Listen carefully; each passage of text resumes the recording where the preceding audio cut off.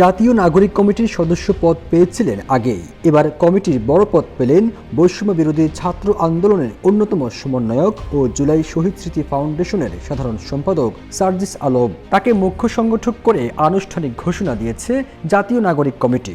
আহ্বায়ক নাসির উদ্দিন পাটোয়ারি ও সদস্য সচিব আক্তার হোসেন স্বাক্ষরিত এক বিজ্ঞপ্তির মাধ্যমে এই তথ্য জানানো হয়েছে।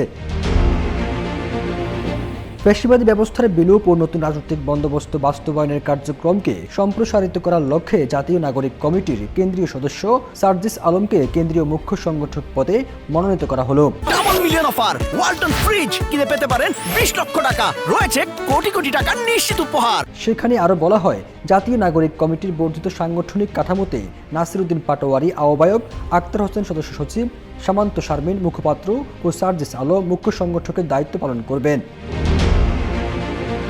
এর আগে ফ্যাসিবাদী ব্যবস্থার বিলোপ ঘটিয়ে রাষ্ট্রের প্রয়োজনীয় সংস্কারে প্রেসার গ্রুপ হিসেবে গত 8 ডিসেম্বর আত্মপ্রকাশ করে জাতীয় নাগরিক কমিটি। পরে নভেম্বরের কমিটিতে সদস্য হিসেবে জায়গা দেওয়া হয় সার্জিস আলমকে। ফিরোজ আলম, জাইজাইদি।